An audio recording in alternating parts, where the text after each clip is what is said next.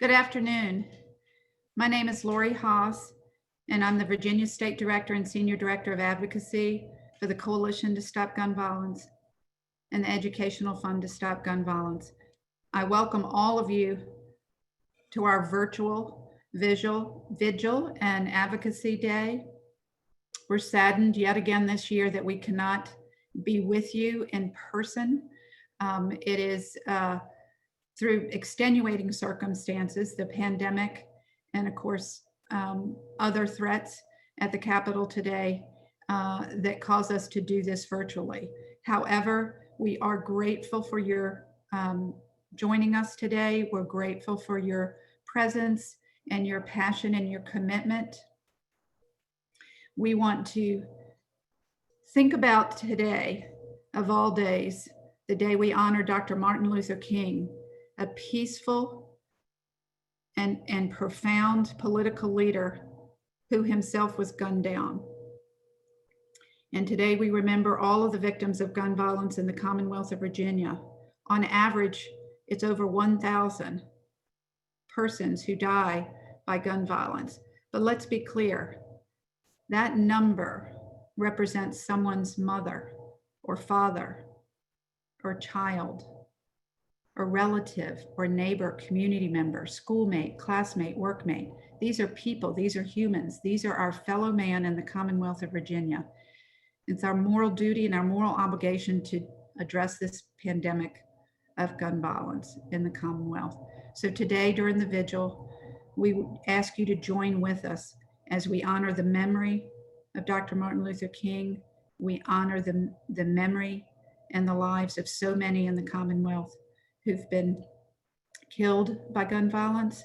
And let's not forget those who've been injured by gun violence and persons who die from all manner of gun violence, homicides, suicides, accident, and other.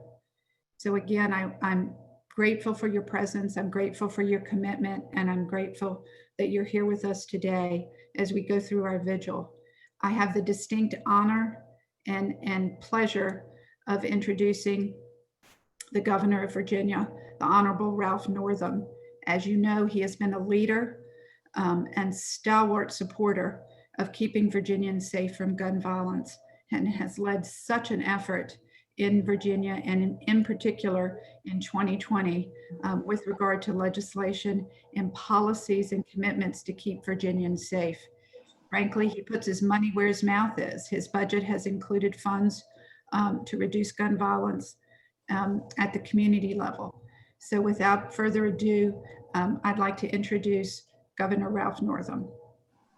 Well, good afternoon to everybody. And Laurie, thanks as always for your leadership and for your kind introduction.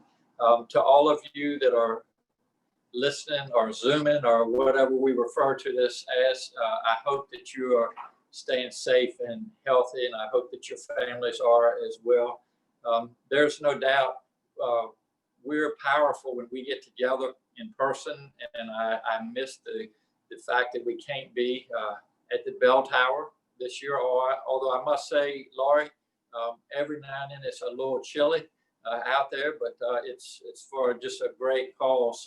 So we're always glad to do it. But you know, if we can all work together and get this pandemic behind us, put it in the rearview mirror, then hopefully next time we will be in person. And there will be a next time because we still have a lot of work to do. I want to thank our Attorney General for being part of this today. And I know a lot of our faith leaders and our youth.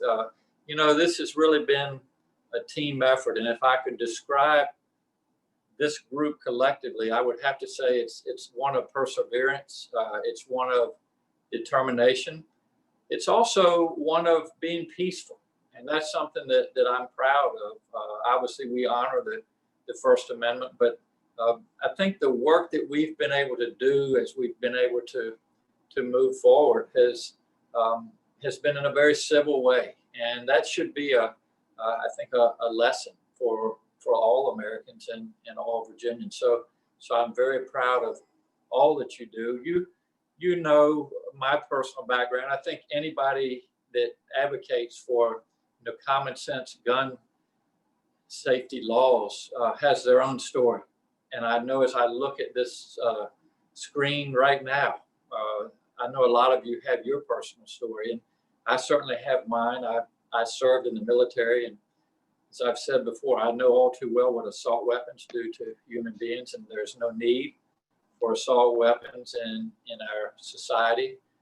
I've also taken care of a lot of children over the years, and some of those have been victims of individuals leaving loaded firearms in the vicinity, and whether it be a child or a family member, there's no excuse in that. And then one of my favorite patients was the victim of domestic violence.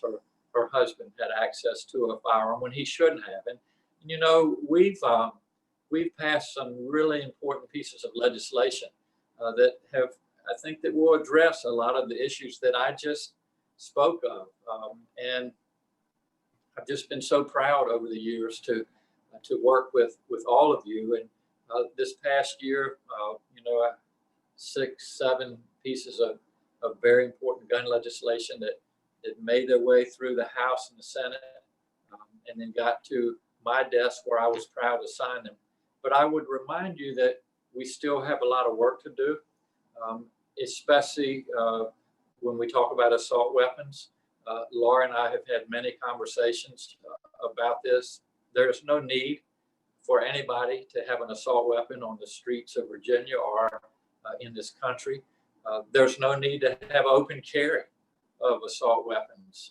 It's all about intimidation, and we're seeing some of that, unfortunately, in our nation's capital, and I suspect in Richmond as well. So we still have a lot of work to do, and I just would like to emphasize you that this is not a political group, but it is important to recognize that elections have significant consequences. And one of the reasons that we've been able to do so many good things, I believe, is because we have worked hard to make sure that we encourage people that share the same values as we do to run for office, and we supported those individuals. And that's an ongoing process. And I know we have a lot of, probably too many elections in Virginia, but everyone is important. Every election is important, and every vote counts. And just to kind of give you a quick example, you know, Governor Wilder introduced and passed the 1 gun a month. And then when the legislature changed, that was repealed. And fortunately, we were able to pass it again last year, along with some other great pieces of legislation. But we can't take any chances of going back because that is a potential reality out there. So we need to continue to be vigilant and support individuals that run for office, and make sure that we continue to elect people that, again, that share our values. So, you know, I will remind you one last thing before I turn this back over to Laurie. We had the mass tragedy in Virginia Beach, Memorial Day weekend of 2019. And I called the legislature back to Richmond and introduced 8 pieces of common sense gun legislation. And the leaders at that time took 90 minutes and then left and went home. But I will tell you that people were paying attention, and the following election, things changed, didn't they? So that's why we have to keep doing what we're doing, and not rest until we put gun violence to rest. So, Laurie, it's good seeing you all on the screen. I wish we could be in person and give each other a big hug, but soon we will be able to. We'll put this pandemic behind us. But in the meantime, the legislature is meeting. I know there are several pieces of legislation that you all will probably review a little bit later, and we're certainly supportive of those. And there are even more out there that we need to work on in the future. So stay safe and healthy and keep up the good work. I'm proud to be a part of the group and continue the work that we're doing in Virginia. So Laura, thank you. And it's always good seeing you. Thank you, Governor Northam. We're so happy to have you leading us and having our back as always. And we just appreciate, you know, all that you do and all that you represent in the Commonwealth of Virginia and what's good about the Commonwealth of Virginia. So thank you again for joining us. I digress for just one moment, please, for just an announcement. We're having some technical difficulties. I understand that some of our audience members are unable to join the webinar at this moment in time. Please understand that our staff is working diligently on that. If some of your coworkers or your friends or your colleagues or your neighbors are unable to get in, please ask them to be patient and stay on the line and keep trying. With that, excuse my voice, I'm going to introduce our next speaker. Attorney General Mark Herring has been in office since he was elected in 2013. He was a champion for gun violence prevention measures and policies when he was in the Virginia Senate. He launched his campaign as Attorney General, centering the issue of protecting families and communities from gun violence. He has been a friend, a supporter, and out front on this issue in many, many ways. He has been a leader and he has been a supporter, both to this organization, to many organizations out there, and led efforts that perhaps people aren't aware of, Project Safe Neighborhood and lethality assessments for domestic violence programs and training of first responders and many, many other initiatives. So he does the hard work behind the scenes. And again, he is a voice for all of us in understanding and appreciating and addressing gun violence in all its forms in the Commonwealth of Virginia. And again, it's my great honor and thank you for joining us, the Attorney General of Virginia, Mark Herring. Well, thank you very much, Lori, and thank you for your leadership. Governor, thank you for your hard work on these issues and for your leadership. And I want to thank everybody on the call. Thank you for having me back on Martin Luther King Day, a day when, as a nation, we take time to remember and celebrate the life and life's work of Dr. Martin Luther King. And as I reflect back over the events of the last 12 months, I'm reminded it is as important as ever to make sure that we follow his example of using our voices to confront injustice whenever we see it and to work to right those wrongs. I too wish we could be meeting together in person to celebrate a lot of the important and historic gun violence prevention measures that we were able to get passed last year, but at least we're able to do this virtually. As Attorney General, among my top priorities has always been to keep you and your families safe. Sadly, there have been times when, as Attorney General, I have been called upon to provide some measure of support to a Virginian who has lost a loved one to gun violence. And guns have taken the lives of far too many Virginians. And unfortunately, Republican leadership in the General Assembly just refused to do anything to change that reality for entirely too long. And then just over a year ago, Virginians voted for common sense gun control, and the new General Assembly leadership delivered. And last year, we made real, significant progress and passed important gun violence prevention measures, things like a red flag law, one handgun a month, background check expansion. And our communities are now safer because of these common sense gun safety measures now being law. But of course, we know the gun lobby didn't just go away. One thing they did do was go to court. And over the past year, my team and I have been busy defending these new laws from legal challenges in court. Over the summer, we successfully defended Virginia's reinstated one handgun a month law. I'm continuing to defend expanded background checks in court. And just a couple of months ago, in November, I successfully defended Virginia's red flag law. And I am committed to continuing to defend these gun violence prevention measures successfully in court and keeping Virginians and their families safe. And this year, I'm also working hard to get legislation passed that will add open carry of firearms to the list of prohibited activities at polls. During last year's election cycle, I made it a top priority to ensure that our elections went smoothly, and that included making sure that every Virginian had a safe, easy voting experience no matter how they chose to vote. And one of the ways I did that was to put considerable emphasis on making sure people felt safe and comfortable at polling places. And unfortunately, one of the first days of early voting, we saw potential voter intimidation and harassment at polling places. So I went to work to make sure that Virginians knew there were protections in place, both at the state and federal level, against this kind of intimidation. I issued an advisory opinion and put out guidance and a training video for both law enforcement officials and elections officials so they would know that they had tools at their disposal.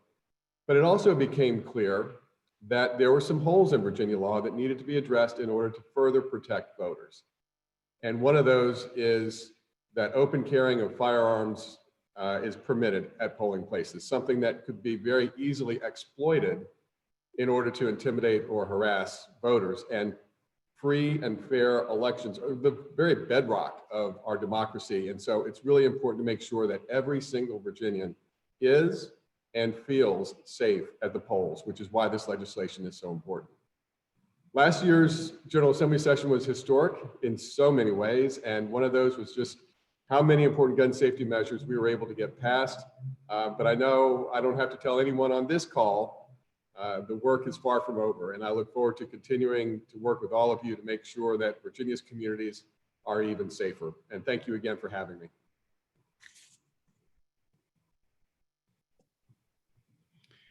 Attorney General, thank you so much. This is Josh Horwitz with the Coalition to Stop Gun Violence. We are so appreciative of everything you've done, and for the governor as well. Litigation and implementation is so very important, and you've taken a lead in that.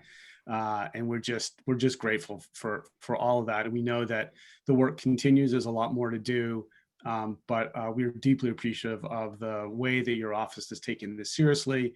And so thank you very much for that. And I appreciate that.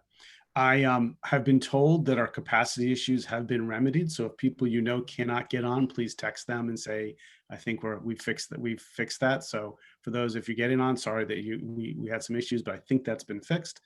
And so we can move forward. And what better way to move forward than with some important voices from young people. We all know the cliche that the youth are the future, right? I would say the youth are now. And they're our partners. And one of the things that we're really proud of is partnering with youth, having them work with us. And, it's got to be a reciprocal relationship. We all lead together. And the young people that we have today that we work with every day across the Commonwealth are amazing. And I will start by introducing China Hodges, who will then there'll be a couple of youth speakers. So thanks, China, for being here. I really appreciate it. And I notice you are on mute, so you might want to take that. You might want to take that off and go forward. Thank you so much, Josh. Thank you guys so much for having me here, for giving me the opportunity to speak. My name is China, as you said. I am with Abu Unity. I'm a community advocate for the organization. I'm a sophomore at Thomas Nelson. I'm majoring in criminal justice. I do this work because I lost an older brother to gun violence 5 years ago, who was 18 at the time. He also left 2 sons behind. A year ago, I also lost a close friend and a handful of classmates as well to gun violence. It's very important to me that we have the funding to do this work, that we know the exact root causes, that we take the time to actually listen to our youth in our community, because they have the answers. Everything that you're looking for is right there in the community. It's not far, and I think that we should utilize it, because the kids, the youth, we all have a lot to say. I think we're more hands-on, my generation, a little bit. So we know not exactly, but know some of the solutions that will help and that will work with us. Thank you again for letting me speak today. All right. Thank you so much, China. Really appreciate it. you work with a great organization, and we're glad that you're here today. I understand that our next speaker, Javon Goldstein, is in the regular attendees. So we're trying to bring him into the speakers. And Javon, when you get here, we will make. There. Javon, you're here. Okay. If you are able, I see that you're on mute. If you could, there you are, Javon. You've got the floor for a couple of minutes. Thank you for being here. And you're on mute, I noticed, so you might want to take that off.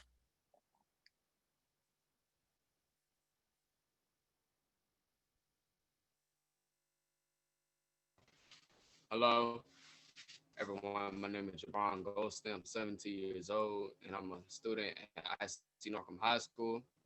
I'm representing the Saturday Academy for Positive Self-Development, and I just wanted to tell y'all I appreciate for letting me have the opportunity to be up here with everyone. I'm grateful for the opportunity to speak about having good mentors along with surrounding yourself with positivity and positive people in your circle, and not just your circle, in your community. And what I want to tell you is they don't see how picking up a phone first is better than picking up a gun, because everybody thinks that if you pick up a gun, you can solve all your problems. You think it could take away the pain, it could relieve your stress, it could relieve your anger, your anxiety, but really it just adds more and more, and it makes the situation even worse. There needs to be funds and people in place to help with that kind of situation. There needs to be people who can help talk to you about it, someone who can sit you down and tell you, look, that's not right. You have a bright future. You're on a right path. You need to stay on that and be focused, not just in school, but on your life and with your life choices and decisions. No one needs to feel hopeless. Hope is something everybody needs to keep their heads up, keep them uplifted. They need a foundation to build upon so they can stay positive and uplifted in their community and within themselves and their family. The Academy teaches us to not just care for each other, but to be there for each other like family. When you join the Academy, it's not just friends and family, it's a whole, it's everything you need. It teaches you how to be respectful to others, things you need in your perspective, like how you see things more positive than reacting more violent and more negative to almost every situation. And using guns are not a chance for a do-over, because it's a matter of life and death. If you use a gun, you don't know what are the outcome, what are the possibilities. You may feel relieved of it, but it'll come back and hit you in ways you never imagined. They need to slowly and take everything at a step at a time, because if we grow up fast, we won't get a chance to be our age. We won't get a chance to experience things the way we're supposed to. And the number one thing that causes and most likely leads to gun violence is because they're scared, or peer pressure, or mentally disordered, or their fathers being at home and abusing them, or not having a stable home. And that will cause kids, and not just kids, teens, and everybody to be thrown off.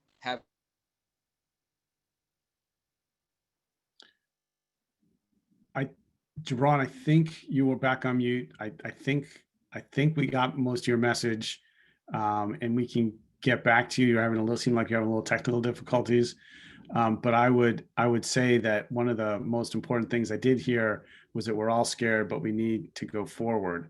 As we get through the next section of our program, we're going to realize that when we think about Dr. Martin Luther King, we get to Dr. Martin Luther King, a lot of what he talked about was going forward even when we're scared. And part of, I think, which helped him was his faith. And so we have some faith leaders to help us, because I know that sometimes we're all scared to go forward and we're all scared to advocate. And it's something that I think we all need to do. And so as I introduce the faith leaders, I want to talk just for 1 minute about in the Jewish tradition. This Saturday we read from the Torah, and we read in the section of Exodus, books 6 and 7. And there is the story of Moses trying to free the Israelites from Egyptian bondage. And that's always a good story, right? From when we think about Dr. Martin Luther King, about trying to free ourselves from bondage. But this particular story, God speaks to Moses and says, you know, you're going to be a leader here. And Moses said, my own people don't listen to me. How can I be a leader? And God says, you will be a leader. And Moses says back to him, but I'm tongue-tied. You know, we think maybe Moses had a stutter. Maybe Moses, we don't really know, but wasn't a glib talker. But that didn't matter. God commanded him to go forward and to do what needed to be done. And he did that. We all know the result of that. And Moses did that based on faith, on faith that he was freeing the slaves and doing the right thing. And so when we think about faith, I think it's important that we go to our faith leaders. And I just want to say one thing. Javon, did you want to finish real quick? Or are you okay? Give me a thumbs up if you want to keep going. I'm okay. Okay. Thank you so much for your participation. Thank you, China. I think your message, Ron, I got it. It was really important. And I do a lot of work with, the Saturday Youth Academy, and I'm just so excited about that program. I spend every other Saturday with that, and it's amazing. But for faith, that helps us when we're afraid. That helps us when we don't know what to go forward. And even when we're tongue-tied, we can go forward if we believe in what we're doing, we believe in justice. So let us start with our faith leaders. I think Alex, Reverend Alex Evans is up first, I believe. Let's start there. Thank you, Josh. Friends, my name is Alec Evans, and I serve currently as the pastor of Second Presbyterian Church in downtown Richmond. And my own ties to gun violence happened 14 years ago when I was serving as a pastor at Blacksburg Presbyterian Church and chaplain to the Blacksburg Police, and very much enthralled in the terrible violence at Virginia Tech in 2007. And my life has been on a path of trying to address gun violence ever since. And it's been a privilege to work with this group of people here year after year, and as much as I can. We are thinking about Martin Luther King today, and I wanted to share briefly 2 quotes from him. One quote is a little less familiar than the second one, but this is what King says. He says, I'm concerned about a better world. I'm concerned about justice. I'm concerned about brotherhood. I'm concerned about truth. And when one is concerned about that, he can never advocate violence. For through violence, you may murder a murderer, but you can't murder murder. Through violence, you may murder a liar, but you can't establish truth. Through violence, you may murder a hater, but you can't murder hate through violence. Darkness cannot put out darkness. Only light can do that. And another quote comes from Martin Luther King's famous speech at the mall, the I Have a Dream speech. And a lot of people quote the familiar pieces of that, but in the middle of that speech, this is what he also said, thinking about faith and hope. And it seems so pertinent in these particular days. This is our hope, says Dr. King. This is the faith that I go back to the South with. With this faith, we will be able to hew out of the mountain of despair a stone of hope. With this faith, we will be able to transform the jangling discords of our nation into a beautiful symphony of brotherhood. With this faith, we'll be able to work together, to pray together, to struggle together, to go to jail together, to stand for our freedom together, knowing that we will be free one day. Those words seem hauntingly pertinent as we think about finding a symphony of brotherhood and sisterhood amidst all the discordance of these days. May God bless us. I'd invite you to pray with me. Let us pray. Holy God, we are called to love you and love others. We pray for an end to violence, especially gun violence. We pray today for an end to the aggressive, intimidating tactics that undercut our humanity, that undercut our decency, that undercut our democracy. We pray for peace in the city today, peace in our nation, and peace in the world. Help us, God, to have courage, to hold on to what is good, to exchange no one evil for evil. Help us to help the suffering, defend the weak, work for a wholesome world, free from violence, especially gun violence. Let all the people say, amen. Amen. Thank you, Reverend Evans. I am Rabbi Jeff Sachs, and I am at Temple Road of Shalom, which is a Reformed Jewish congregation in Falls Church. We have members from Falls Church, Arlington, McLean, Vienna, and all over Northern Virginia.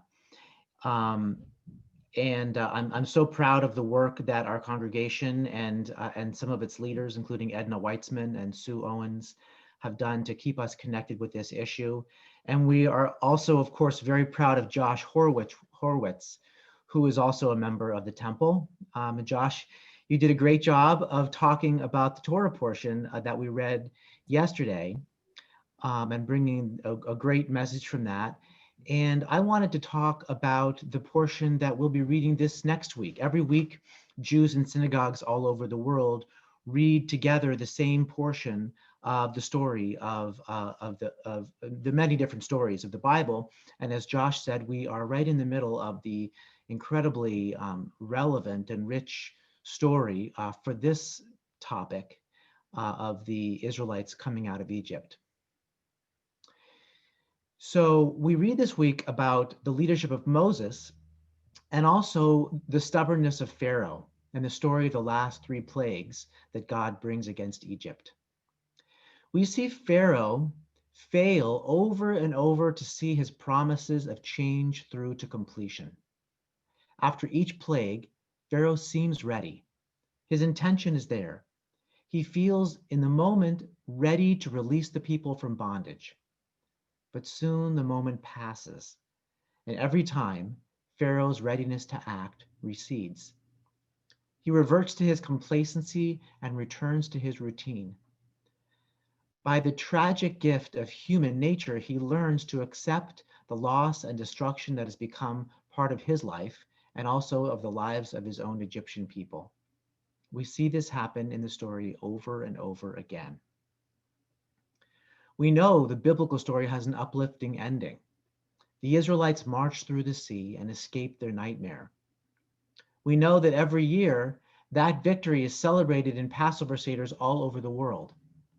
But you may not know that when Moses in the Torah commands the people to observe that first ritual of the Passover sacrifice, as they're waiting for that last plague to clear their way to leave, Moses instructs them to eat the sacrifice in a state of urgent readiness, with their loins girded, their packs on their backs, and their sandals strapped to their feet. So I'm hoping that today, as we join together in this vigil, we can learn this lesson from the people and also from Pharaoh.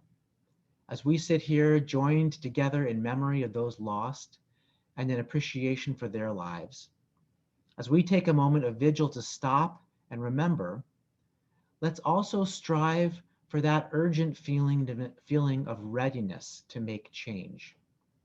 Let us struggle against the pull to allow the complexity of regular life to lose us in our routine.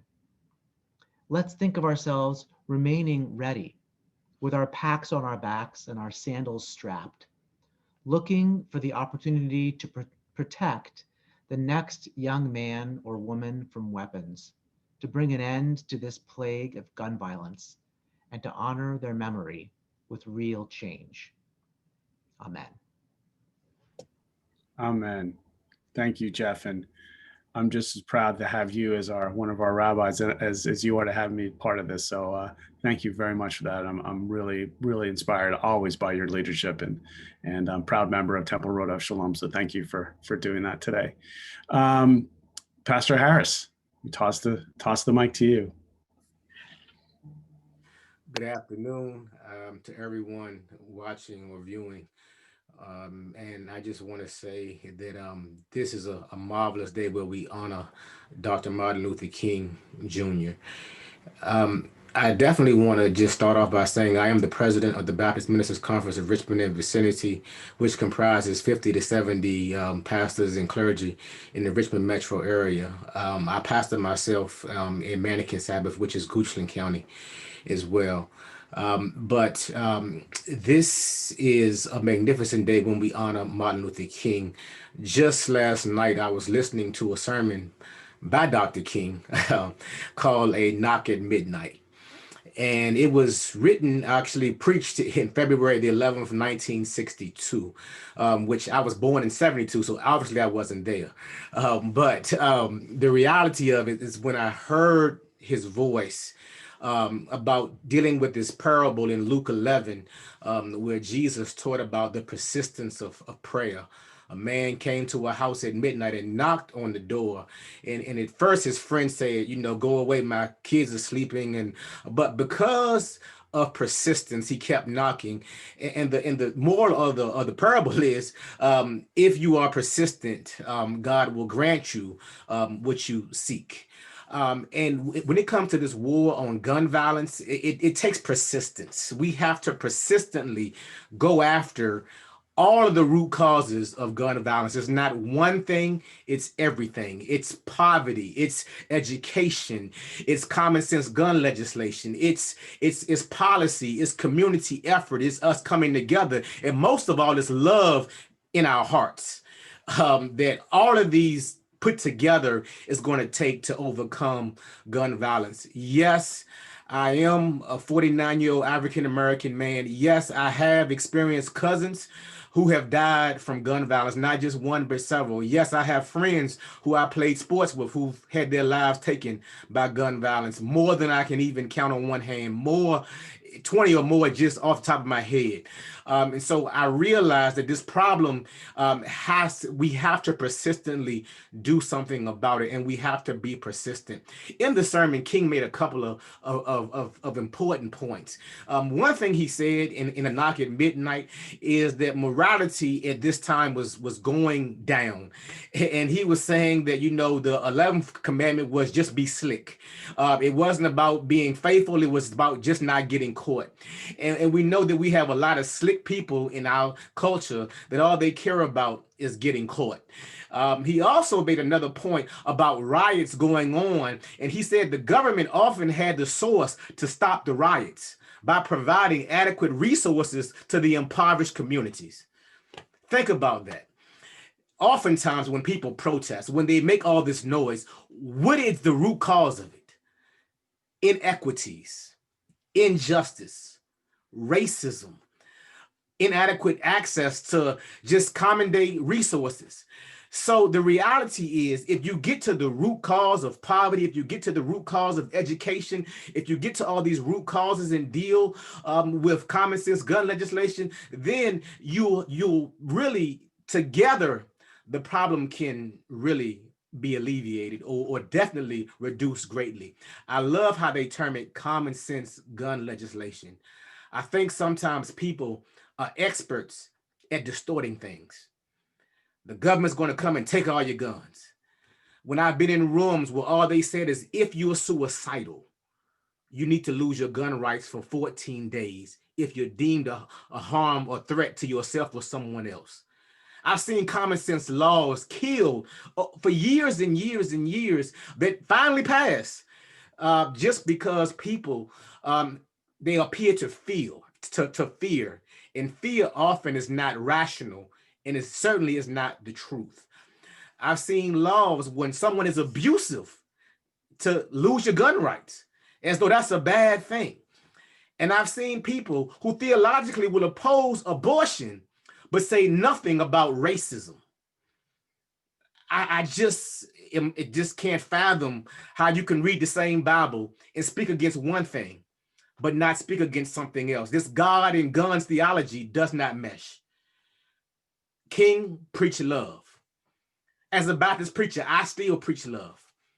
And if we're going to conquer these problems, it's going to take love, it's going to take faith, it's going to take persistence, it's going to take faith, it's going to take hope. It's going to take all of us working together.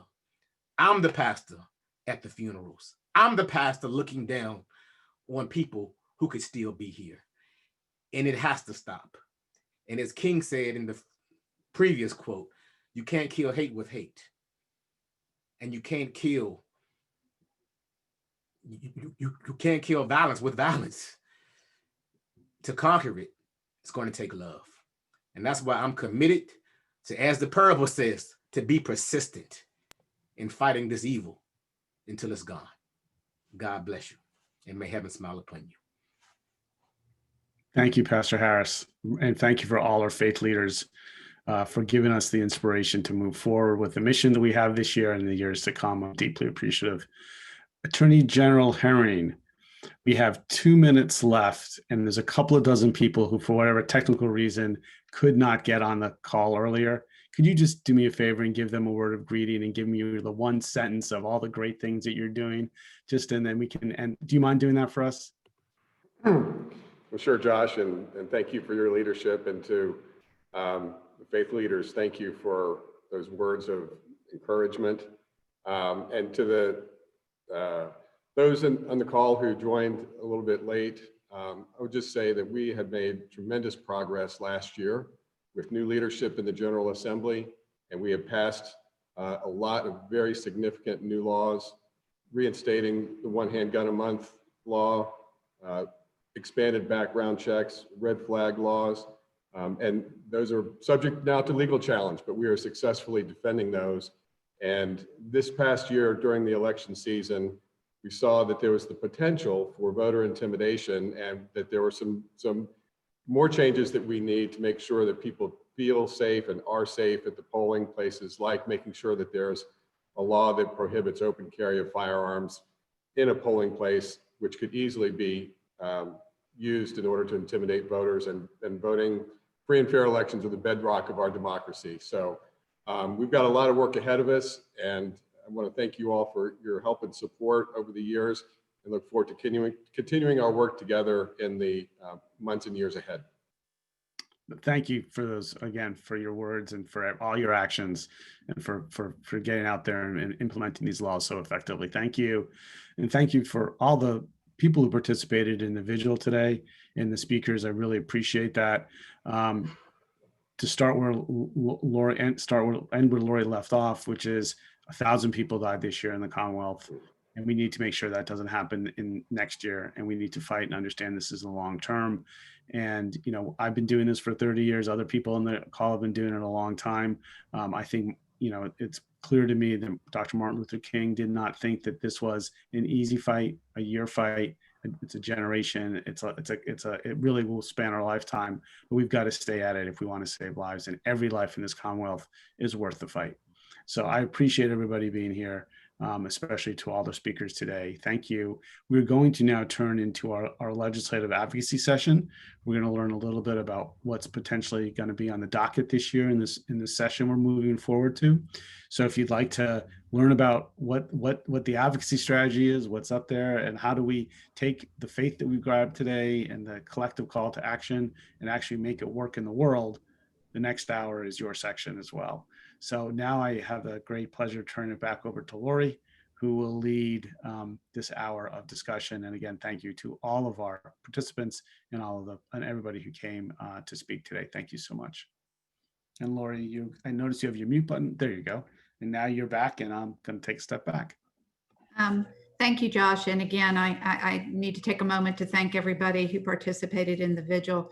It's all of our voices, and it's all of our voices joining together, that are going to move this ball and collectively take our faith and our commitment and our morality to this issue.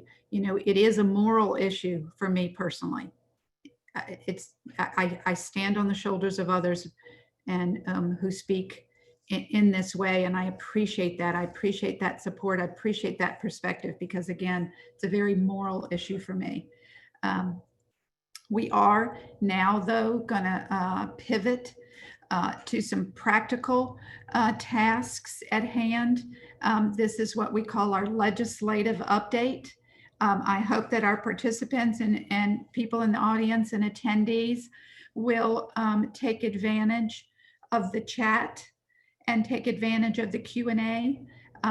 Some of our staff will be putting various resources in the chat.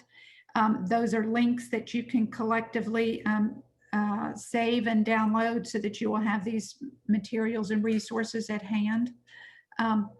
The presentations are going to be, fairly quick so that we can cover a lot of ground. We're going to look at bad bills first. Our good friend and my personal friend, Andy Goddard, who's been on this journey with me literally since April 16th,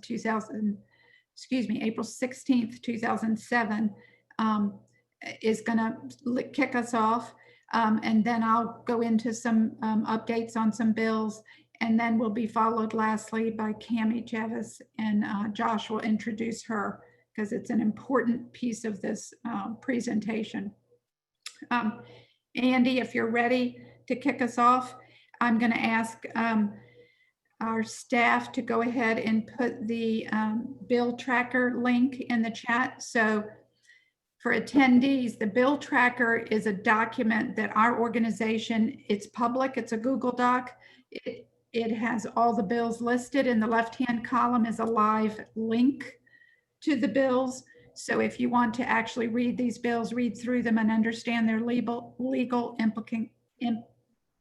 implications, then you can look at it. But again, you don't have to go in the chat. You can just listen to Andy, but we want to make sure you understand there's some resources available in the chat. So Andy, you're up. Well, thank you, Laurie. I'm going to talk a little bit about 5 bills which I believe we should strenuously oppose.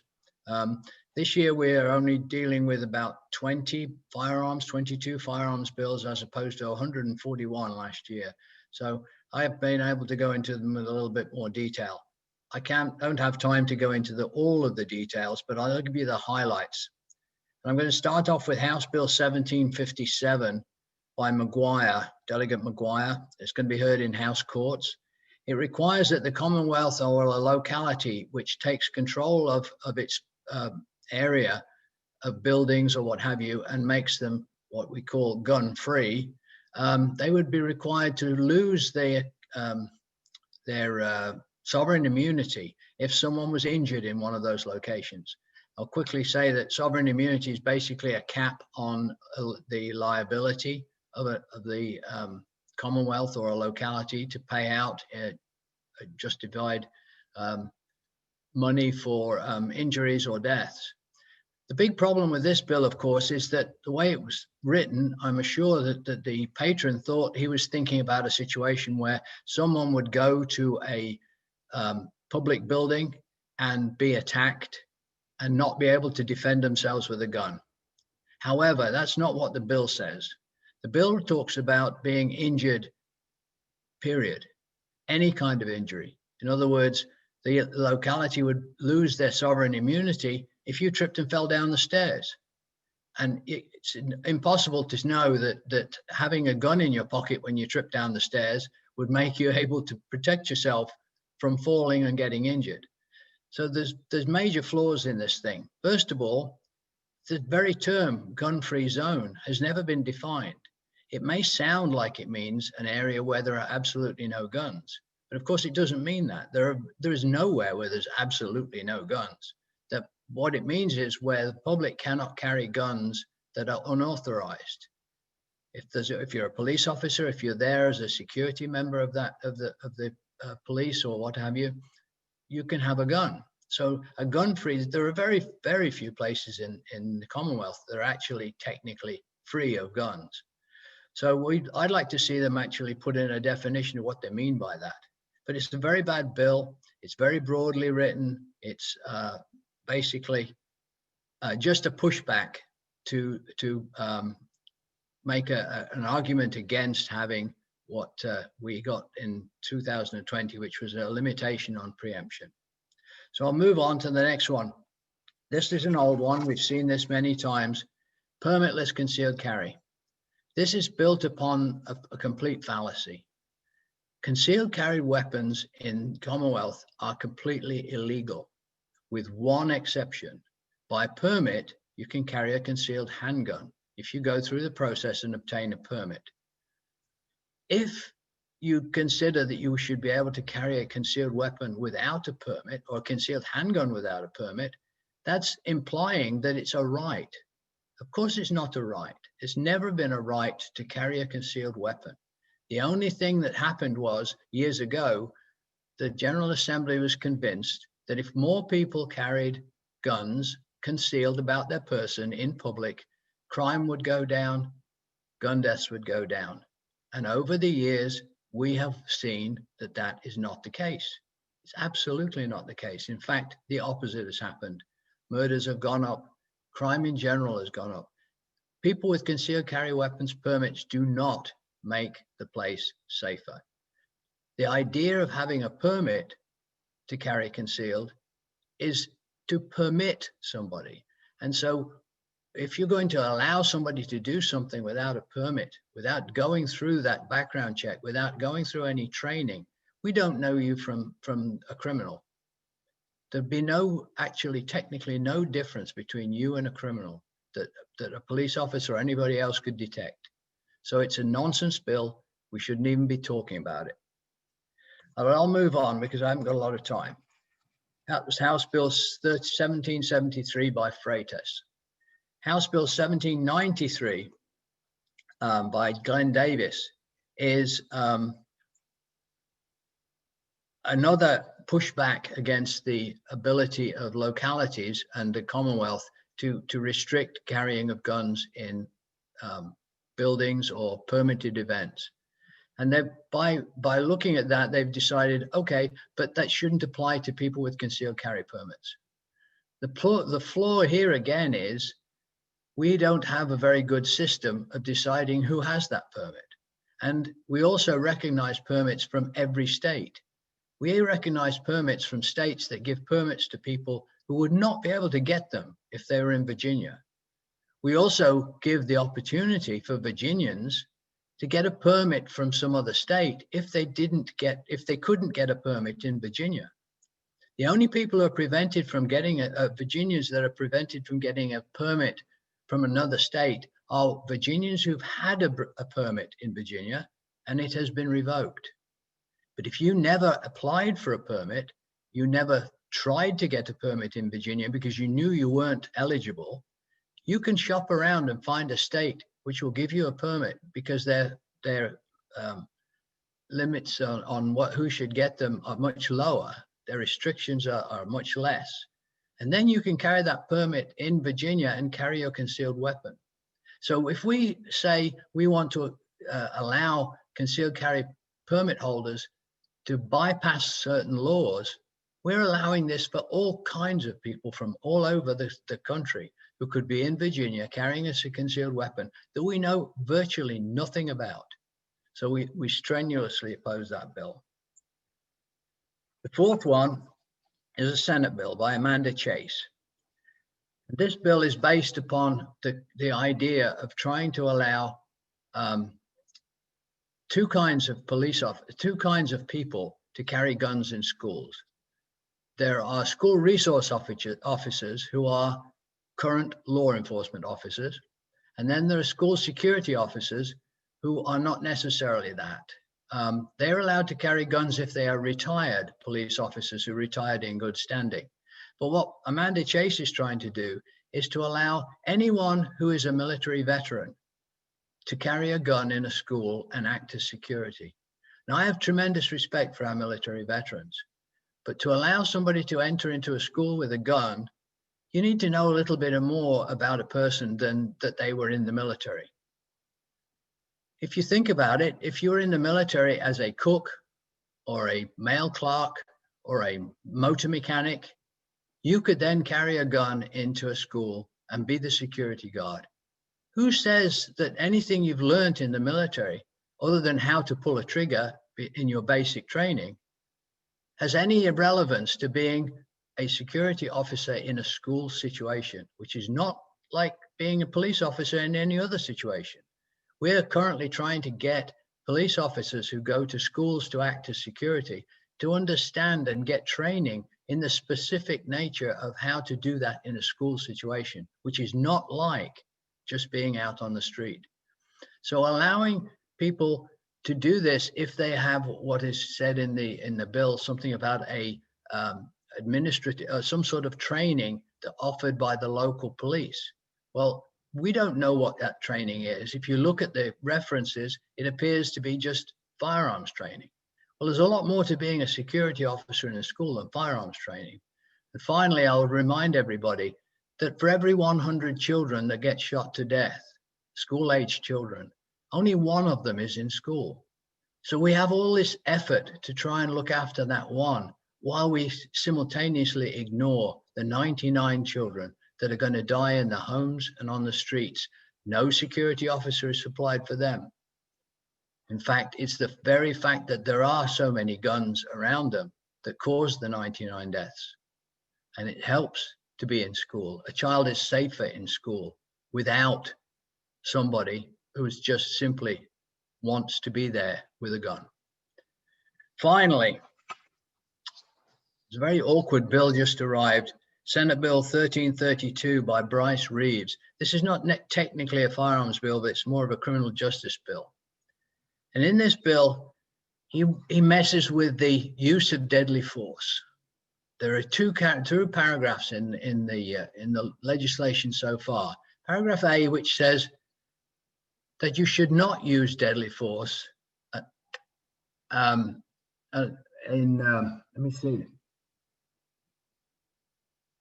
Yes, you should not use deadly force, and it goes on to say some of the things that you need to look at before you use deadly force.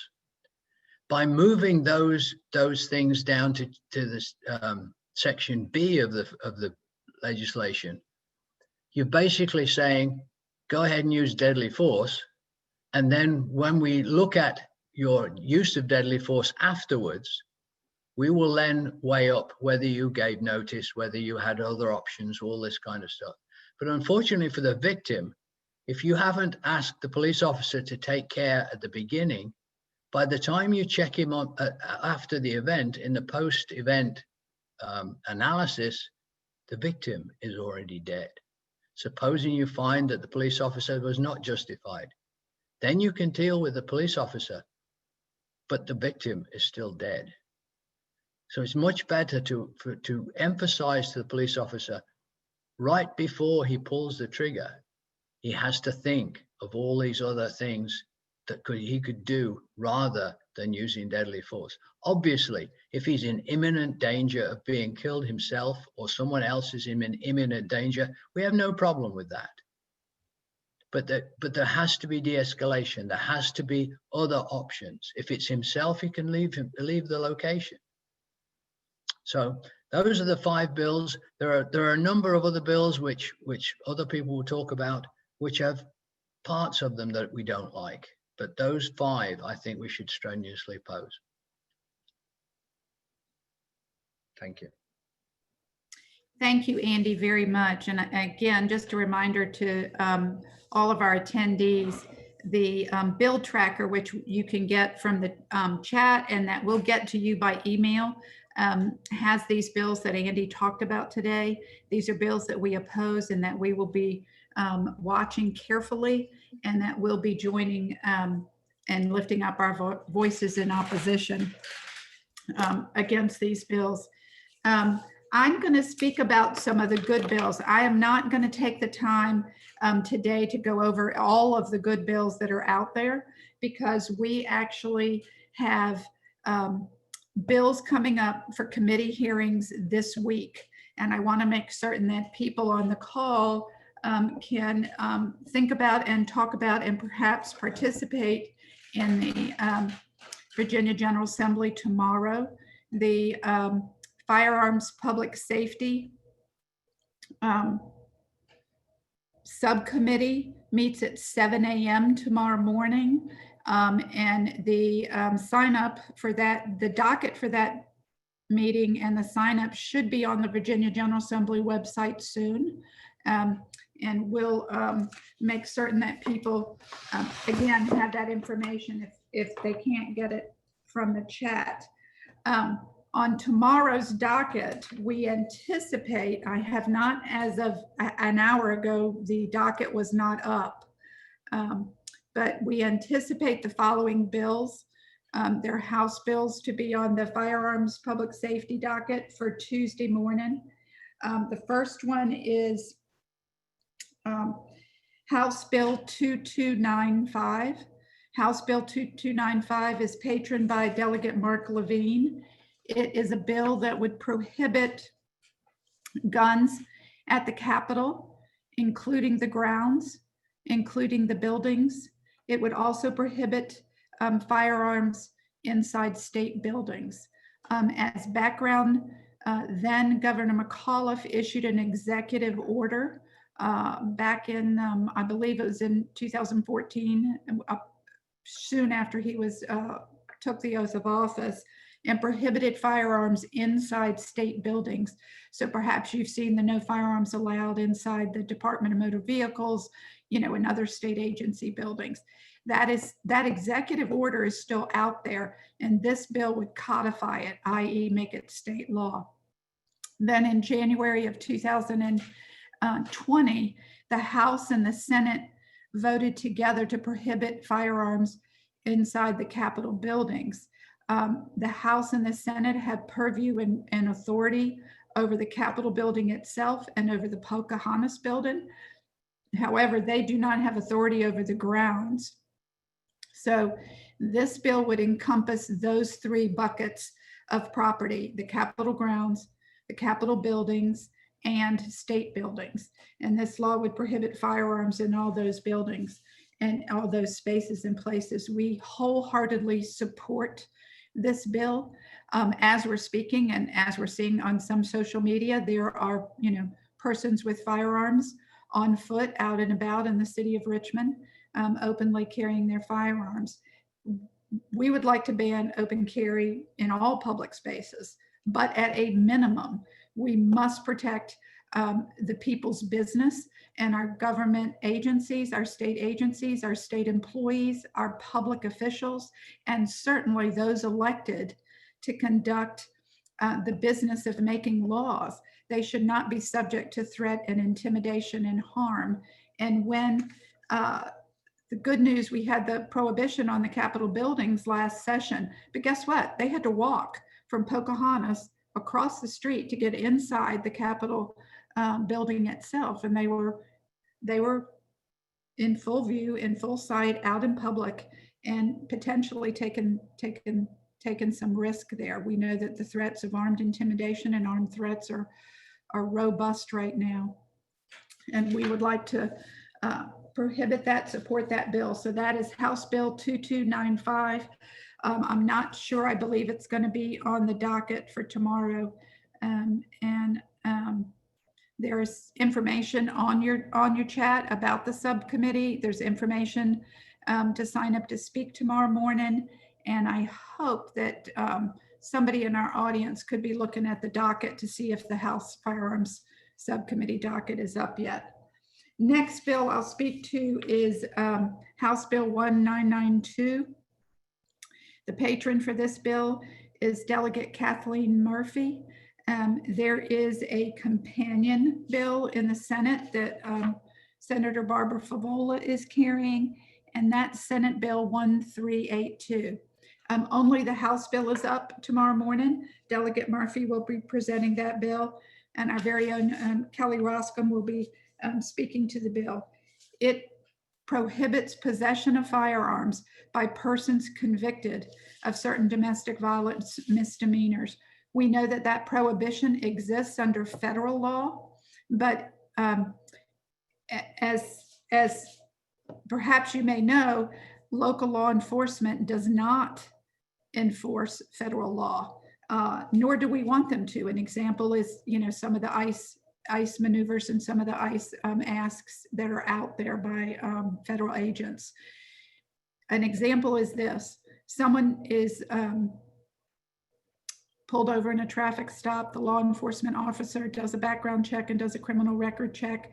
He finds that that person does in fact have a DV misdemeanor that would, under federal law, qualify for a prohibition on firearms. He doesn't, and that person has a firearm in the front seat of his car. He does not have the authority, to enforce that federal law, despite the fact that he knows the prohibition exists. So we need a state law that mirrors the federal prohibition so that we can disarm domestic abusers. We know a history of violence is the biggest predictor of future violence, and we continue to allow persons with these misdemeanor convictions to remain armed and skirt the law. So we very much support that bill, and we hope you will too. House Bill 2128 is a bill by the patron is Delegate Lopez. This bill addresses the default proceed issue with regard to background checks.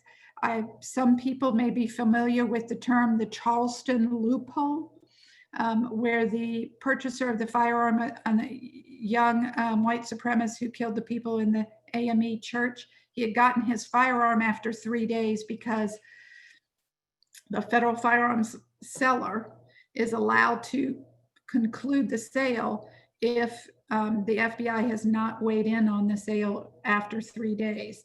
So what that means on the ground and practically speaking is if I walk into a gun store, I fill out the forms, I try to get my background check to buy a firearm.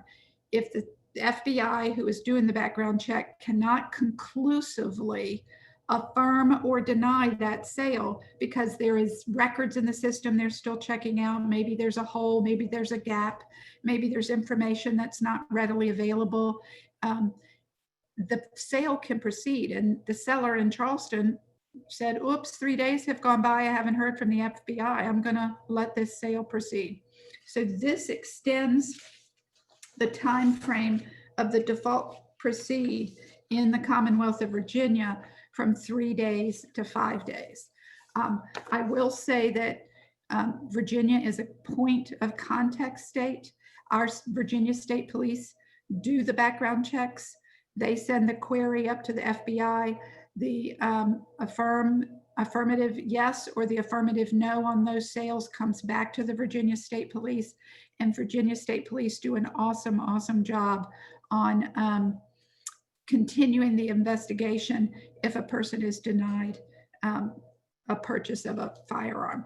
This is a good bill. It's a technical bill. It's a little bit more clarity for Virginia law enforcement and gives them a little bit more time to address those situations where more detail and more research is necessary. The next bill that I'll speak to is House Bill 2276. The patron is Delegate Marcus Simon. This bill would prohibit unserialized firearms and unserialized components that can be made into firearms. A common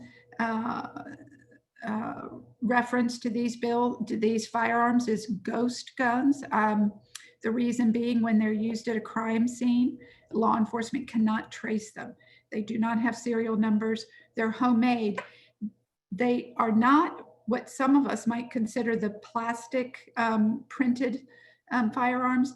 These are firearms that are built out of components. And I think Andy Goddard can speak a little bit more on the technical pieces of this if we have some questions down the road. But there are people who, as a hobby, like to purchase parts and build their own firearms.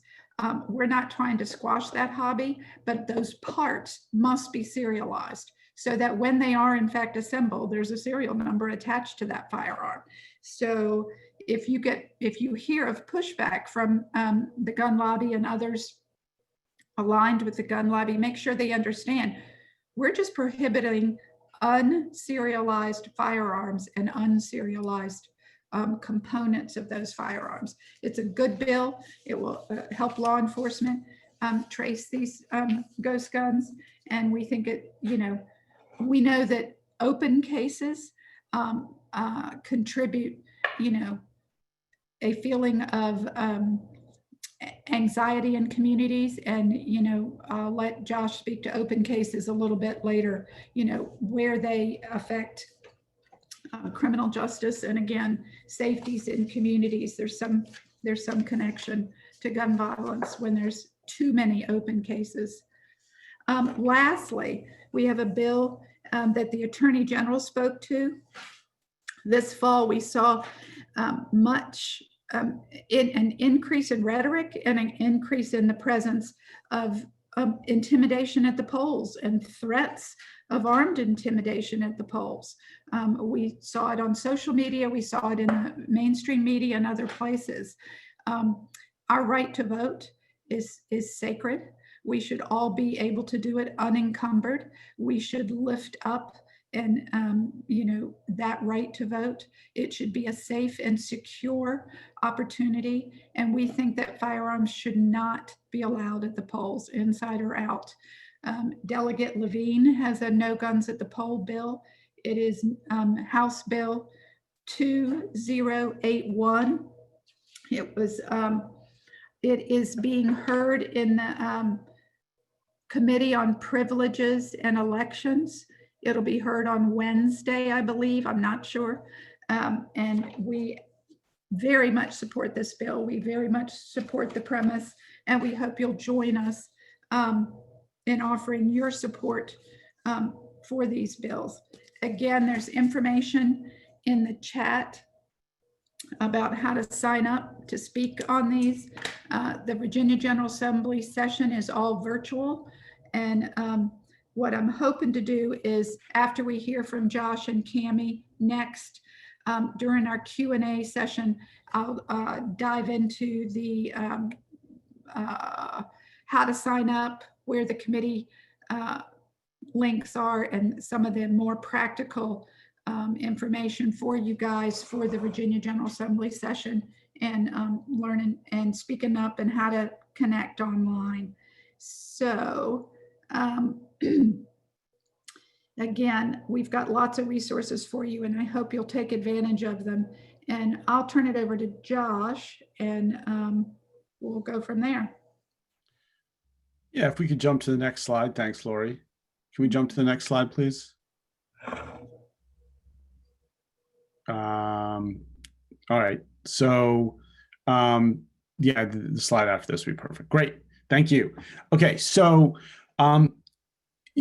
there's been a host of criminal justice reform bills, and there's a special session on criminal justice reform after the death of George Floyd and so many others. And there's a lot accomplished, but not everything was accomplished. We were proud to support a lot of the bills, the criminal justice reform bills. And just so folks know, I mean, personally, we've supported a lot of these bills. I've supported a lot of these bills. Our team has supported these bills, but we've made the decision organizationally to support the bills because, of course, they're just. They bring more equity to society, but the research is really pointing to the fact that they also contribute to reducing gun violence. And that's because when communities and law enforcement there's a lack of trust, and when communities feel very reluctant to work with law enforcement, we see death go up, firearm death go up. One of the things that criminal justice reform bills, sentencing reform bills do is build more equity, build more trust, and build more rapport between the community, law enforcement, and elected officials. And the data is really pointing to the fact that not only are these laws just, but that they stop gun violence. So as an organization, we are now supporting a lot of the criminal justice reform measures. And we have brought expertise to the organization to help us understand those issues. And one of my main resources is a real expert Cami Chavis is a professor of law and a provost at Wake Forest University. She's an expert in criminal justice reform and technology, and someone who has taught me so much over the last couple of years. I rely on Cami a lot, and it's helped us navigate how these fields work together, how criminal justice reform and gun violence prevention work together to create a more just and a more safe society. So Cami, thank you as an advisor to our organization and a consultant. Thank you very much for all of your time with us. But from a personal level, thank you so much for helping me understand these connections. And we've gone on to write a number of different pieces. So maybe that we can put a couple of, or at least one of those up in the chat. But I want to turn it over to Cami to share what she shared with me and how how we've been able to really understand these issues and see that connection and understand how important criminal justice reform is for justice and for stopping gun violence.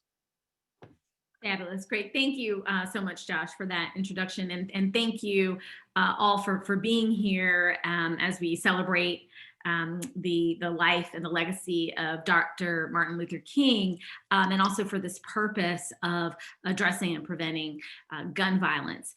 So I want to pick up a little bit where Josh left off. And as obviously over the last several years, we have seen increased calls for criminal justice reform, particularly police reform.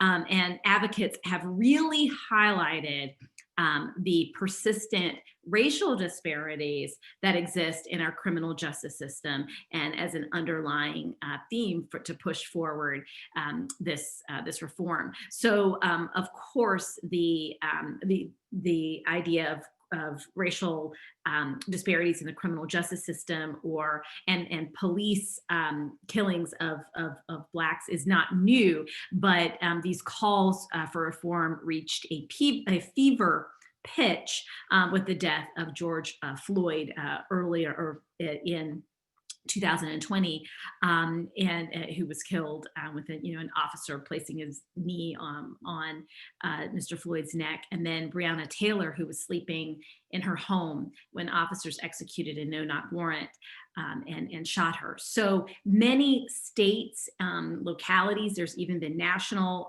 at the federal level, legislation introduced some of these reforms. And so I'm going to talk a little bit about, you can see here the Coalition to Stop Gun Violence's policy priorities. There are a number of different bills related to criminal justice reform in the bill tracker that you have access to in the chat. And we have not signed on to any of these particular bills at the moment. These are, these are policy priorities that we're supporting, and we want our partners on the ground to take the lead with respect to these bills, and we can offer assistance in that way. So here, the different policy priorities, and I will talk generally about these, but then we'll kind of go through and see why each of these deserve the prioritization. So reforming qualified immunity, again, encouraging police accountability by allowing citizens to bring civil actions. And we'll talk a little bit about that. Repealing mandatory minimum sentences. When I talk with you about the incarceration rate, obviously the mandatory minimum sentences is driving as a driver of that incarceration rate. The restoration of civil rights. When we look at the number of people in the United States who are incarcerated, we know that a number of collateral consequences come with those convictions. And so and some of those involve not being able to vote once you once you've been convicted of a crime. And there are other rights as well. And so one of our policy priorities is to work on the restoration of those rights in a responsible manner. And then finally, a clean slate, allowing persons to apply for jobs, housings without the fear that their old conviction will negatively impact their future opportunities. And one thing, again, that we know is when people have an opportunity to have a job, have education, have housing, recidivism rates actually decrease. So as Josh mentioned, I do think it's important to talk a little bit about why these priorities, why and how they intersect with gun violence prevention. And Josh mentioned, he and I wrote an op-ed. It should be available to you in the chat. It's called Improving Community Safety Means, improving community safety means addressing police violence as a public health problem. So you may say, well, what does police violence have to do with reducing or preventing gun violence? And as Josh said, we see so many there's so much distrust that exists in many of the communities that are most impacted or that are acutely impacted by gun violence. So for example, when we think of our criminal justice system, there are a number of different, Black Americans are far more likely than whites to say that that our nation's criminal justice system is racially biased. And there's a Pew research study that showed that around 9 in 10 Black adults, that's 87%, said that Blacks are generally treated less fairly by the criminal justice system than whites. And so that perception, again, can be dangerous if we're trying to work with communities who need to work with law enforcement and need to work with actors within the criminal justice system. When they feel that it's not fair, then that may have an impact on those relationships. The perception is actually a reality. It is just an indisputable fact that Black communities are policed differently than white communities. There's study after study from different localities, different cities around our country, San Francisco, Ferguson, Missouri, here where I sit in Raleigh, North Carolina, all across our nation, studies show that African Americans are stopped, that means detained by law enforcement disproportionately than their white counterparts. And so that means even in the same circumstances, it is the color of their skin that matters. When they are stopped, they are also, racial minorities are also subjected to arrest more often than their white counterparts, again, similarly situated in the same situation. After that arrest, when we're looking at the charges, charges are often more severe they face severe charges for the same activity. For example, Black males receive sentences that are nearly 20% longer than white males convicted of similar crimes.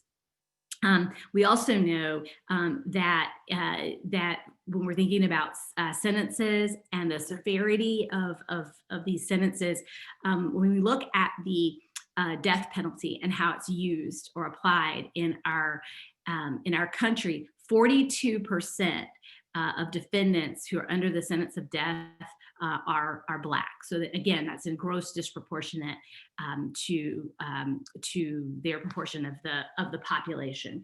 So when we are talking about all of these things, also when we think about police violence, Black Americans or Blacks in America are nearly 3 times more likely to be shot by police officers. And it's not just this use of lethal force that's been at the forefront of our minds this year, but it is at every single step. If you think about officers are able to use force as a part of their job, whether it is placing their hands on a suspect, using their baton, using pepper spray, at every single instance along that continuum, all the way through using lethal force. Police officers use that force disproportionately against Blacks and Latinos. And again, we are all we can all see with our eyes the what happened in our nation's capital on January 6th, and the very different different levels of force, levels of security that were available. And so, as fellow Americans looking at that, there is a perception of unfairness, and the perception again is borne out by the facts. And so when you have that, that creates a really difficult situation for us to work with our law enforcement partners to prevent, reduce, investigate, and address gun violence. So with that, again, I would, in the bill tracker, you will see a number of different bills that relate to, for example, qualified immunity. And this is it can be a difficult concept even to explain to my law students. They enjoy having a good time explaining it to me. But this qualified immunity, when you hear this, essentially what it means is that victims of alleged police misconduct, they can sue police officers for violating their civil rights. And the idea is if they can sue, then again, there's some recompense for them, some compensation for them, but it also could be a deterrent for those officers or other officers to engage in that type of activity. However,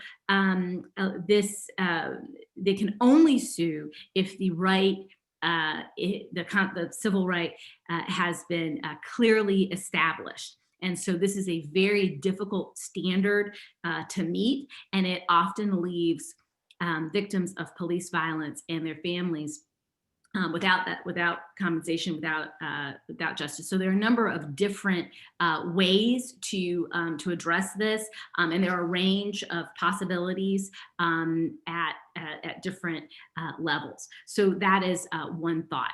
Repealing mandatory minimum sentences. Again, these mandatory minimum sentences leave no discretion for judges to be able to impose sentences that might be that more based on a system of fairness. And so again, mandatory minimum sentences are driving the incarceration rate. And I will say that when we think about incarceration in the United States, as of 2020, the United States has the highest incarceration rate in the world. 655 people per 100,000 people are in prison.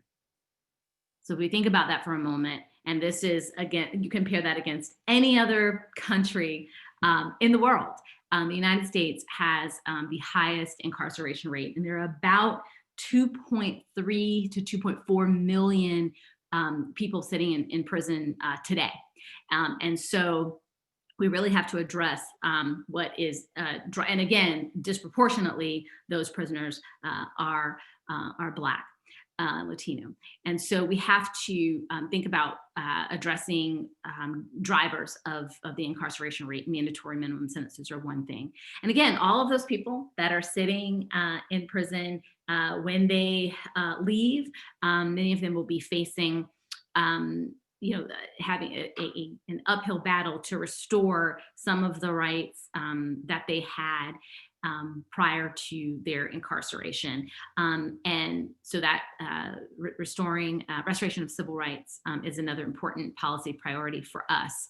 A clean slate, again, as I mentioned earlier, many people, when you can't apply for a job, or you are not allowed to live in a certain place because of a conviction, an old conviction that you had, that you served, for which you've served your time, again, it creates these collateral consequences, and you may be looking at again, the inability to do those things will drive the recidivism rate up. And so again, I think all of these things lead to the perception of unfairness in the criminal justice system and inequity. And if we can shore up those inequities, we can be many steps closer to, again, having communities work with and in conjunction with and in cooperation with their law enforcement partners to prevent and address reducing gun violence. Thank you. Thank you, Cami. Really appreciate that excellent explanation for all of that. I'm very appreciative.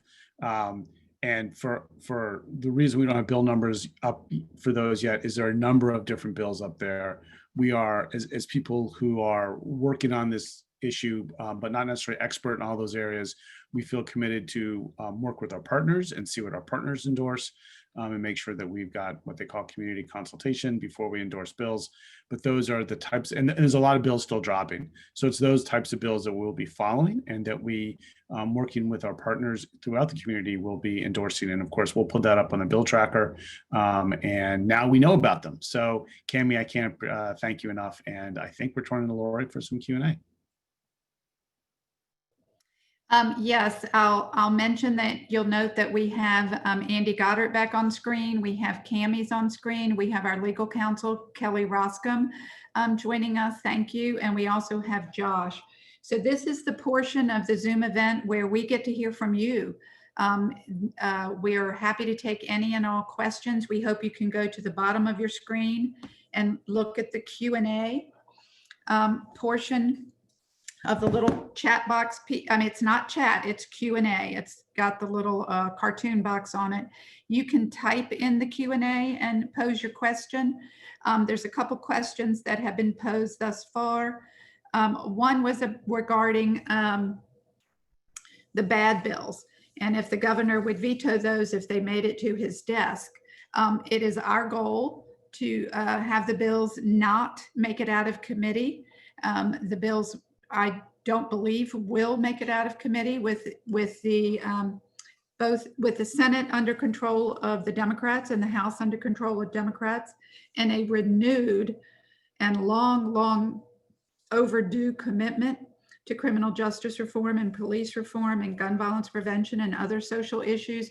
I really don't think we'll see those bad bills see the light of day.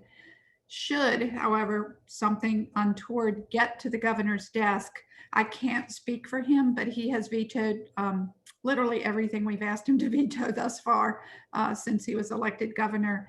And, you know, back during his tenure, then Governor McAuliffe was working with the Republican-controlled House and Senate, and he set a record for the number of governor's vetoes. So that is a tool that is available to criminal justice groups and gun violence prevention groups and other like-minded people. So we feel pretty comfortable that those will not make it out of there.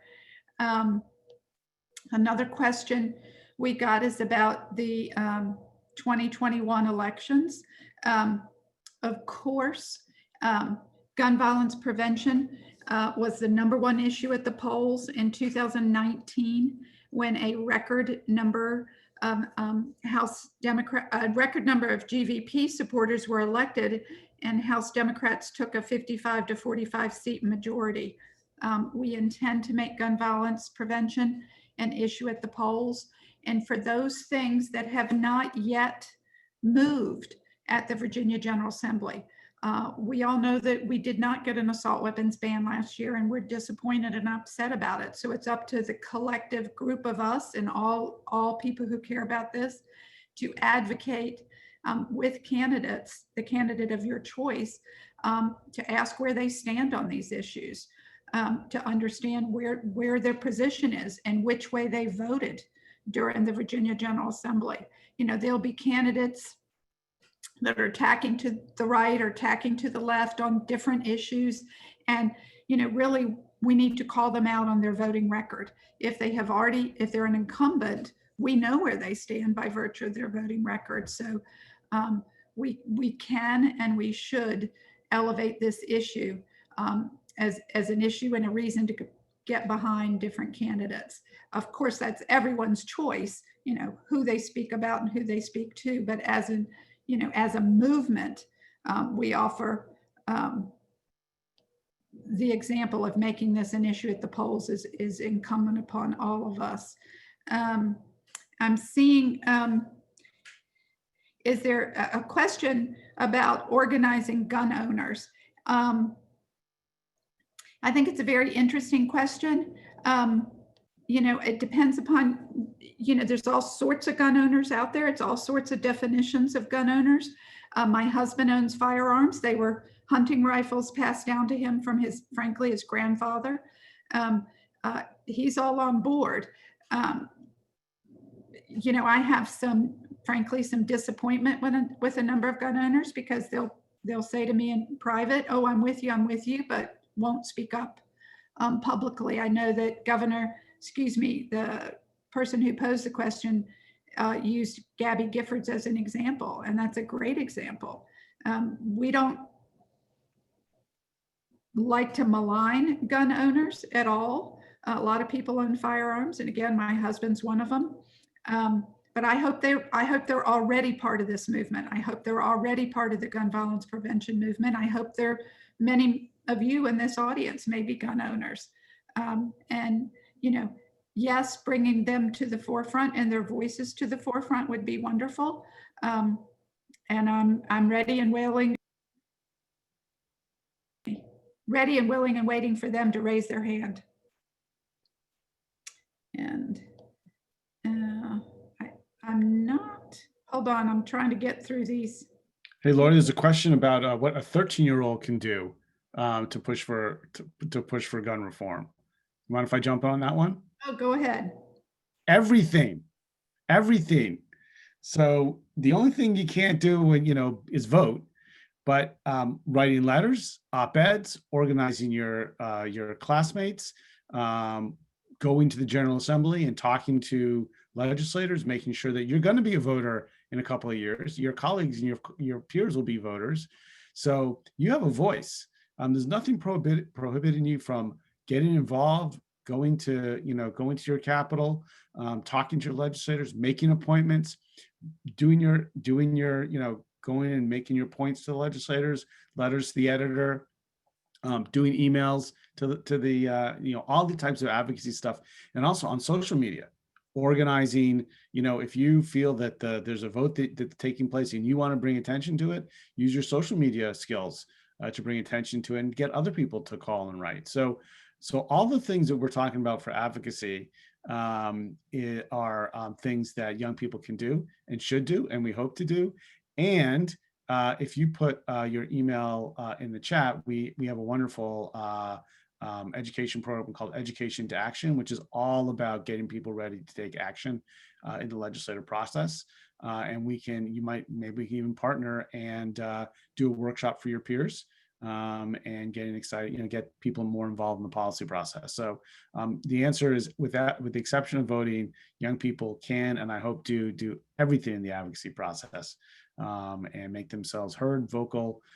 It's not a time to put youth behind us. It's a time to put them out front. So we welcome your participation and happy to share some of the resources and tools that we have in our Education to Action toolkit. Thanks, Josh. Great. Cammie, we have a question for you, and it's more of a practical question with regard to the clean slate. I think I know the answer, but I'm not sure. So we're going to turn it over to you. Is a clean slate, and would it accommodate the quandary of a formerly incarcerated person deciding between, quote unquote, telling a lie on an application, perhaps for an apartment lease, or perhaps for a job or a mortgage or a car loan? And is that a problem, and how does Clean Slate address it? I know that it does, but I'll let you answer. Yeah, I was just going to say, and there are a number of localities, for example, that I know something in here in North Carolina is like ban the box. Like, we don't even want to ask you the question of, have you ever been convicted of a felony? Because quite frankly, some felonies don't have anything to do. I mean, we've seen a proliferation in the number of criminal statutes, and some law violations don't have anything to do with the job or the function that you might be performing. There's not a nexus to something that you may have done. And also a lot of times, have you ever been convicted of something? Well, if you are a 60-year-old person and you are applying for something and there's something on your record from when you were 18 or 19, we really have to question the relevance again of that, and what was it, what was the risk involved, how does it relate to it. There are a lot of people who you cannot even get certain licenses, for example, to do a lot of, one of the most perverse things is, when you are incarcerated and you happen to be in a place that has programs, they might train you to do certain things and get a license for whether it's being a barber or hair salon or certain truck driver, certain things like that. And then you are released and you have all of these skills and you're not able to use them. So I would say, and of course, if a person, it comes out and then they are not truthful on one of those applications, depending on what the, what type of job it is, there could sometimes be liability associated with you not being truthful on that form. So, so it is a real question. And again, many, localities have kind of taken this up. Some business, even, business owners and interest in have an interest in this, because there's a wide swath of the workforce that we're not tapping, again, sometimes because maybe they have been unfairly targeted. So there's, yes, so it can be a problem. It would address that, but more importantly, it's about giving people a second chance after they've already served their sentence. So in a scenario such as this, if I'm a returning citizen, I have a clean slate, i.e. whatever record it is or was has been sealed, and I'm 2 years or 10 years, wherever the case may be after those records are sealed, am applying for a job, a mortgage, a car loan. And if that entity has the question on there, can I ethically say no? Do you have a record, or have you ever been, or did you ever serve, or did can you, then the record is sealed, can you answer no? That it depends on how these bills are constructed, but in many instances you can, if it's wiped clean, if it's expunged, then you can ethically answer no, because it's expunged, it doesn't exist anymore. But again, that's going to depend very much on the details of the bill. And if I understand it correctly, that is the goal of the bills. We'll see what they do and what they don't do, and which ones make it through courts and the Virginia General Assembly process. So that's the very reason that we've got all of the bills in the bill tracker, because we're going to watch them all and see which ones actually rise to the top. And when they do this, we got a question about militias in Virginia. I can answer that unless anybody wants to on the panel. The legality or illegality of these groups. I'll start if anybody wants to add it. The only legal militia in the Commonwealth of Virginia is the Virginia National Guard. They serve at the pleasure of the governor, and only he can activate them. When the call came on January 6th from Speaker Pelosi to the governor's staff, I happen to know that you have to go through some steps. You have to actually go through some steps to make certain that the right things are done. And we saw at the federal level, Mayor Bowser asking for their National Guard and certain steps that had to be met in authority. All other groups calling themselves a militia, that's a misnomer. That is a misnomer. They are not militias. depending upon what they're doing. I mean, some people might call them an armed mob. You know, if they're parading around the streets of Virginia in Richmond, which I have seen, they've been in downtown, groups of 10, 12, 15, and I'm getting texts as we're talking that there are groups of 20 or more open carrying with assault rifles and military grade weaponry, you know, garb right now parading around the city streets in Richmond. You know, these are not militias. These are armed mobs. They have no authority and they cannot hold themselves out to the general public as being militias, despite the fact that they might call themselves, you know, the militia of Westchester County, you know, whatever they're called. The Attorney General had bills in 2020 trying to address some of these issues, but clearly we need to do more. And Josh is raising his hand. He's got some comments.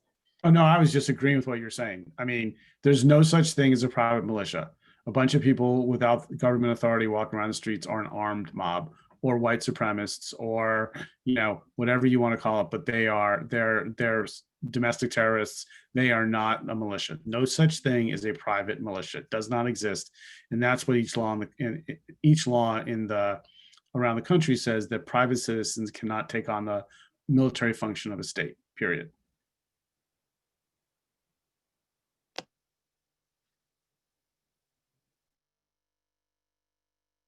I am going to read a few more questions in the chat. And while I'm doing that, Kelly, will you just make certain that our audience understands the conflict, if I explained it or didn't explain it well, between federal law and state law? Sometimes I think I get tripped up, and I just want to make sure that we understand, you know, how that can and cannot be enforced and what we need to do with regard to the prohibition on the DV misdemeanors.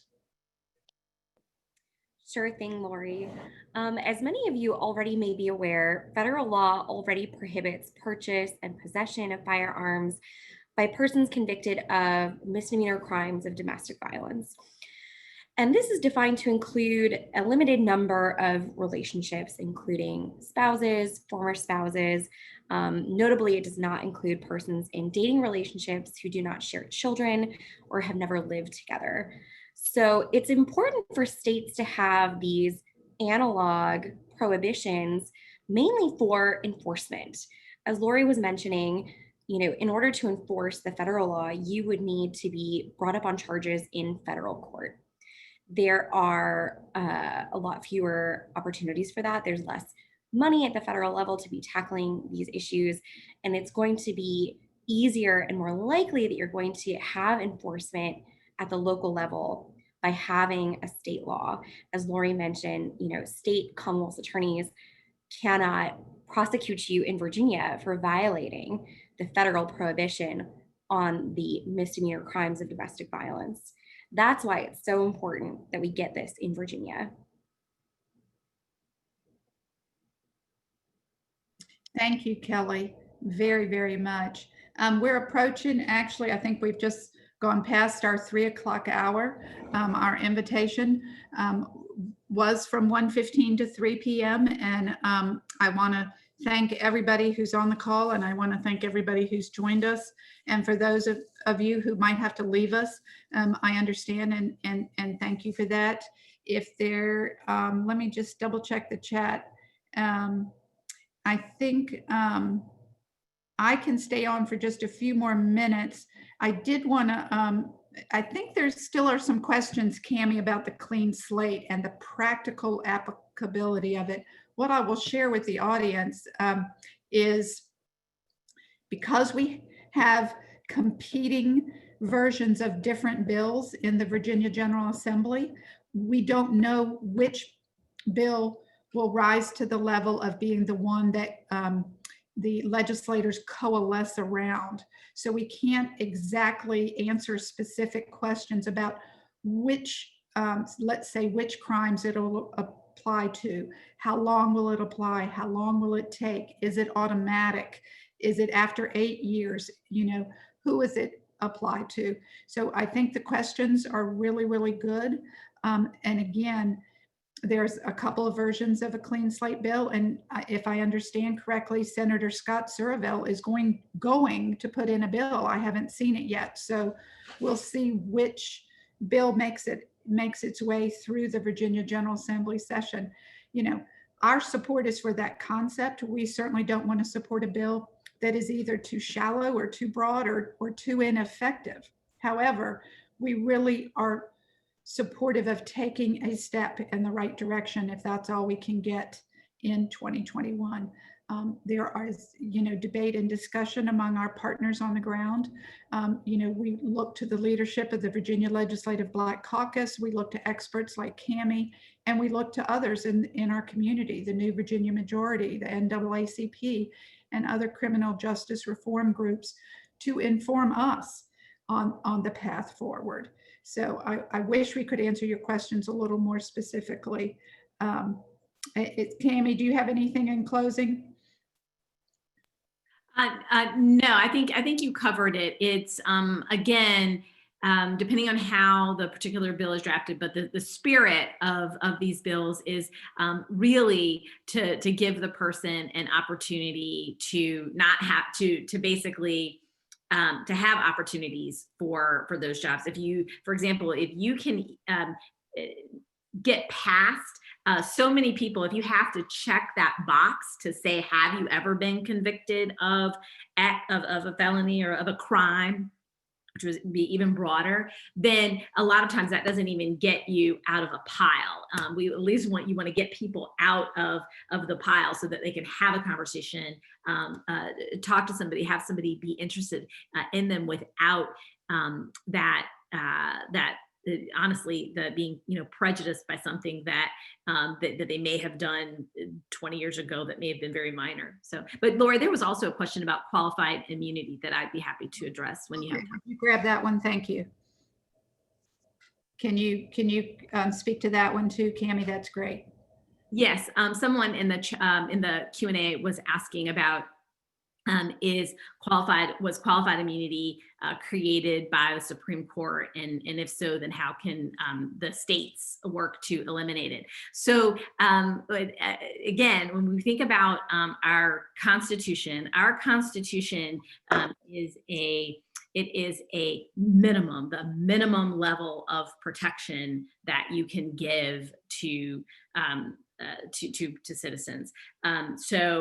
Or persons within the United States. So states are always free to give more protection, more freedoms, and can deviate. So the Supreme Court, so qualified immunity is a judicially created doctrine, and that again, the Supreme Court, and actually there are several cases before the Supreme Court that are dealing with this, but if a state did make a law or pass a law to eliminate it within their state, they would be allowed to do that.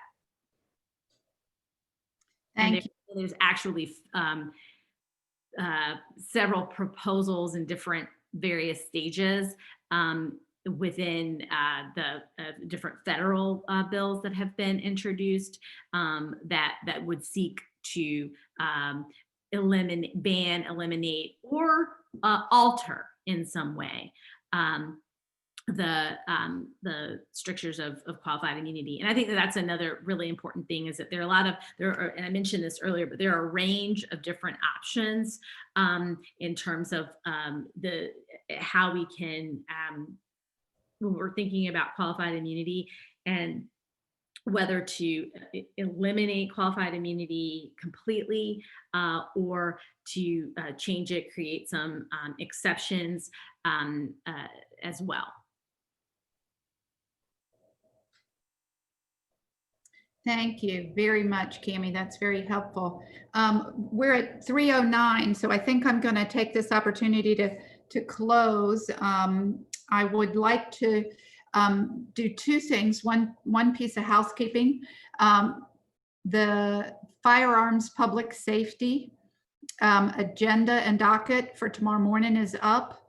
I'm going to encourage my colleagues, Josh, Kelly, and Andy, and others to jump on there like right now and sign up to speak. I'm going to encourage our audience, if you want to participate, to please sign up to speak. That would be helpful. Perhaps if you sign up and you suddenly have a change of heart or a change of plans or a conflict, they'll just say, is Sally here? And when you don't answer, it's no big deal. They just go to the next person. So please sign up to speak. There's a list of bills in the sign up and you get to check for, against, or neutral or whatever. So I encourage you all to speak up. And then lastly, I have what I consider some really impactful and some good news for all of us in the Commonwealth of Virginia. You know, many of our allies, many of our partners, many of our groups on the ground, especially our faith leaders, have been disturbed, upset, and frankly appalled that the Commonwealth of Virginia still has the death penalty.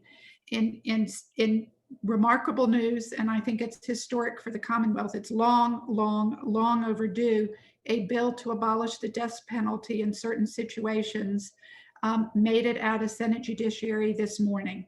It passed on an 10-4 vote.